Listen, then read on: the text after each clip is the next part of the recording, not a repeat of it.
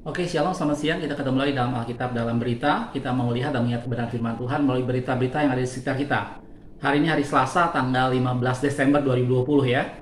Beritanya saya ambil dari kompas.com. Judulnya seperti ini, WHO mengatakan Sinterklas kebal COVID-19. Jadi boleh keliling dunia. Ditulis oleh kompas.com tanggal 15 bulan 12 hari ini ya. Jam 10.35 WIB tadi. Oke, kita akan lihat artikelnya. Ini di Jenewa, kompas.com, Organisasi Kesehatan Dunia WHO berseloroh bahwa Sinterklas kebal COVID-19 yang membuatnya bebas jalan-jalan keliling dunia. Dalam program kesehatan darurat WHO, Kepala Program Kesehatan Darurat WHO, Maria van Kerkhoff mengatakan dalam jumpa pers, dirinya memahami banyak anak yang khawatir jika virus corona akan menginfeksi Sinterklas. Saya memahami kekhawatiran untuk Santa karena usianya yang tua, katanya saat menanggapi pertanyaan jurnalis tentang apakah tokoh fiktif berjenggot tebal dan berperut buncit pembawa hadiah itu berisiko tinggi terkena COVID-19. Terus dia bilang, saya bisa pastikan kepada Anda bahwa Sinterklas kebal terhadap virus ini, ujar Van Kerkhoff yang memiliki 2 anak laki-laki. Kami ngobrol singkat dengannya dan dia kondisinya sangat baik. Dan Nyonya Klaus kondisinya sangat baik juga dan mereka sedang sibuk sekarang.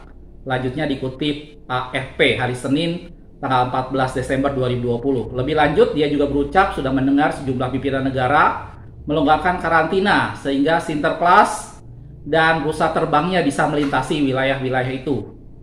Jadi dia bisa keluar wilayah udara dan bisa mengantar hadiah untuk anak-anak katanya.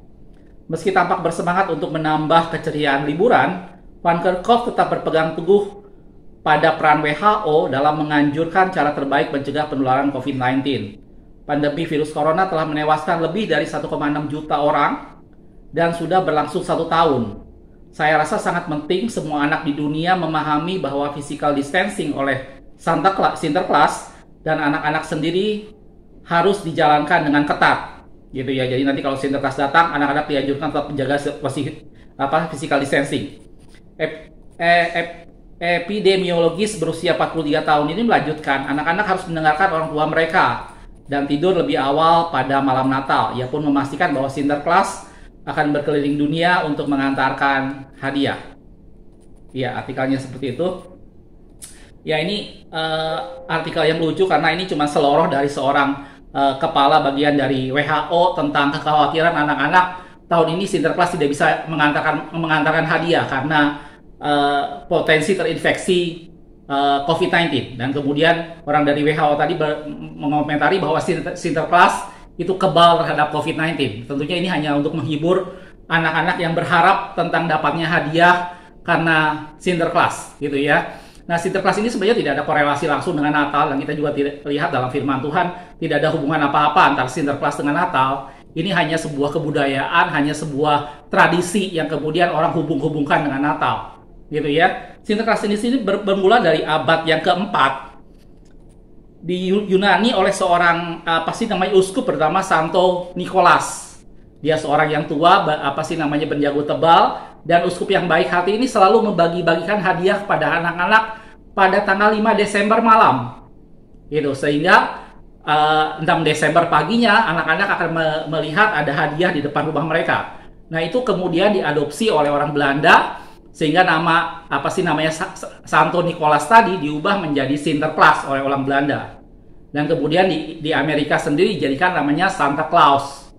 Gitu ya. Jadi itu hanya sekedar sebuah tradisi untuk menghibur anak-anak supaya mereka mendapat kejutan di hari Natal dengan mendapat hadiah, gitu ya. Sekali lagi ini tidak ada hubungannya dengan Natal sama sekali, cuman ini merupakan sebuah tradisi. Jadi tidak ada orang Kristen satupun di Indonesia yang tahu kalau ini akan berhubungan dengan Natal. Saya yakin semua orang Kristen tahu bahwa Sinterklas tidak ada hubungannya dengan Natal, gitu ya.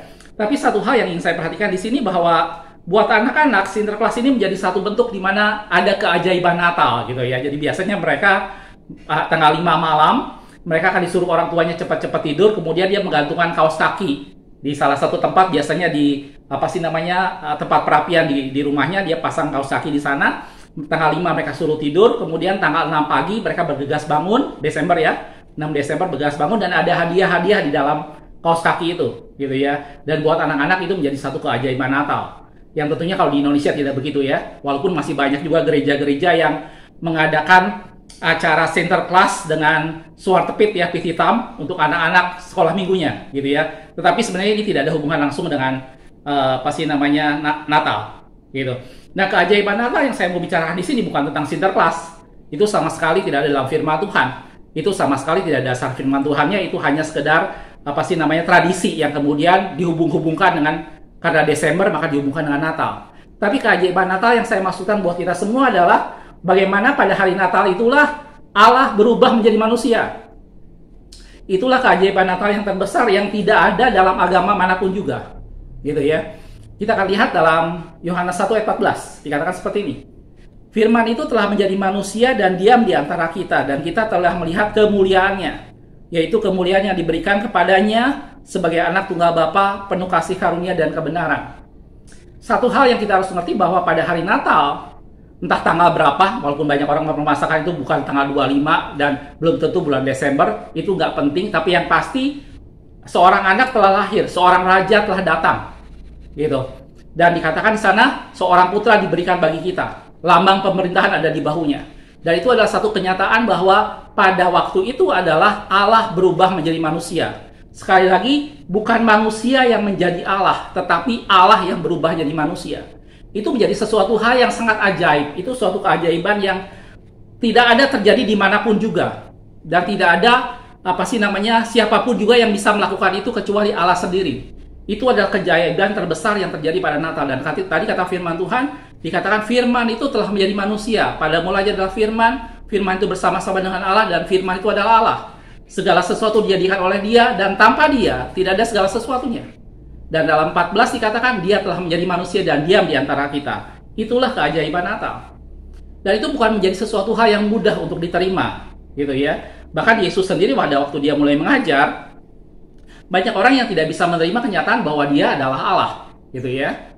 Kalau kita lihat sekarang dalam Yohanes 8 ayat 57 sampai 58, waktu itu Yesus ngomong kepada orang Farisi dan orang Yahudi pada waktu itu bahwa sebelum Abraham ada, dia telah ada, gitu ya. Kita lihat Yohanes 8 ayat 57 sampai 58. Maka kata orang Yahudi itu kepadanya, umurmu belum sampai 50 tahun dan kau telah melihat Abraham. Buat mereka itu sesuatu hal yang bagaimana mungkin hal itu terjadi, gitu ya. Kata Yesus kepada mereka, aku berkata kepadamu sesungguhnya sebelum Abraham jadi, aku telah ada. Itu adalah suatu kenyataan yang orang tidak bisa pahami, sesuatu yang orang tidak bisa mengerti. Bagaimana mungkin Yesus itu adalah Allah, padahal dia adalah Allah yang berubah menjadi manusia. Sebagai keberadaan seorang Allah, sebagai keberadaannya sebagai Allah, dia bisa melakukan apapun juga. Sekali lagi, dia bukan manusia yang menjadi Allah, tetapi dia Allah yang menjadi manusia. Yesus tidak kehilangan sifat kealahannya. Pada waktu dia menjadi manusia, dia adalah Allah sepenuhnya. Dia bisa berjalan di atas air, dia bisa membangkitkan orang mati, dia bisa meredakan angin ribut, dan kalau dia menyerahkan nyawanya, itu karena dia memilih untuk melakukan itu. Gitu. Seorang hamba Tuhan bilang pada waktu Yesus jadi manusia, dia tidak kehilangan kealahannya, tetapi dia mendapat tambahan sifat kemanusiaan. Bagaimana seseorang bisa menyelamatkan manusia kalau dia tidak pernah menjadi manusia terlebih dahulu? Gitu. Dan Yesus katakan, tidak ada seorang pun yang pernah naik ke surga selain dia yang turun dari surga. Gitu ya. Kita lihat ayatnya dalam Yohanes 3 ayat 13. Tidak ada seorang pun yang telah naik ke surga selain daripada dia yang telah turun dari surga, yaitu anak manusia. Jadi cuma Yesus yang datang dari surga menjadi manusia yang akhirnya akan membawa kita ke sana. Gitu. Sering banyak ilustrasi yang menggambarkan bagaimana mungkin ada orang bisa mengajak kita ke satu tempat, sementara orang yang bersangkutan belum pernah ke sana. Itu sangat masuk akal kan? Gitu. Tapi kita akan percaya kepada orang yang mengajak kita ke suatu tempat yang memang dia berasal dari sana. Jadi kalau kita mau sampai ke surga, kita harus dipimpin oleh orang yang berasal dari surga. Dan Yesus katakan, tidak ada seorang pun yang pernah naik ke surga selain daripada dia yang turun dari surga, yaitu anak manusia. Dan itulah keajaiban Natal. Itulah keajaiban Natal di mana kasih Allah atas manusia sehingga dia mengorbankan anaknya yang tunggal supaya barang siapa yang percaya kepadanya tidak binasa melainkan beroleh hidup yang kekal. Pada malam Natal itulah saat di mana Allah mendemonstrasikan kasih-Nya, di mana Allah menyatakan kekuasaannya dengan dia merendahkan dirinya dan mengambil rupa seorang hamba dan menjadi manusia. Gitu. Dan itulah keajaiban Natal yang ada pada hari Natal. Dan kita harus melihat bagaimana Yesus itu adalah firman yang telah menjadi manusia. Dan itu saya tadi sudah bilang, itu tidak mudah untuk orang terima. Orang Yahudi pada waktu itu tidak bisa mengerti. Bagaimana mungkin umur belum sampai 50 tahun, engkau sudah melihat Abraham. Tapi itulah kenyataannya. Yesus berkata, sebelum Abraham ada, aku telah ada. Gitu. Dan hal yang sama juga terjadi pada waktu Yesus menyampaikan firman Tuhan di Nazaret, tempat dia dibesarkan. Orang-orang di sana tidak bisa menerima dia. Kita akan lihat ayatnya dalam Markus 6 ayat 3. Bukankah ia ini tukang kayu, anak Maria, saudara Yakobus, Yoses, Yudas, dan Simon? Dan bukankah saudara-saudaranya yang perempuan ada bersama-sama dengan kita? Lalu mereka kecewa dan menolak dia. Logika manusia tidak bisa memahami itu. Kenyataan mata manusia tidak bisa memahami itu. Tapi itulah fakta yang ada, bahwa Allah telah datang menjadi manusia.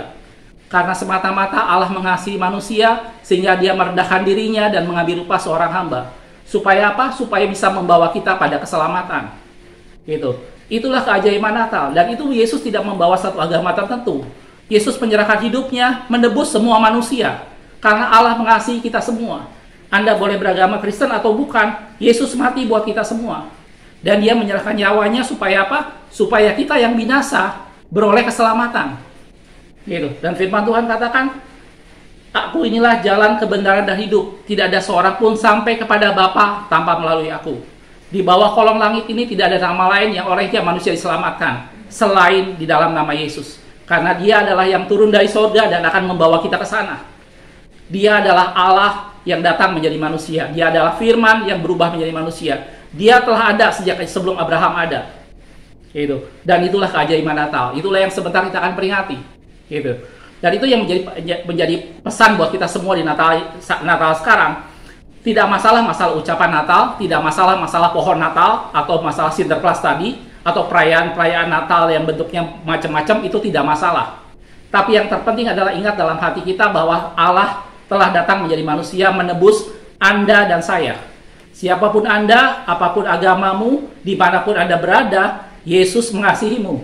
Dan dia menebus kita, dia datang menjadi manusia untuk membawa kita ke surga. Supaya firman Tuhan katakan, di tempat di mana aku berada, kamu pun berada.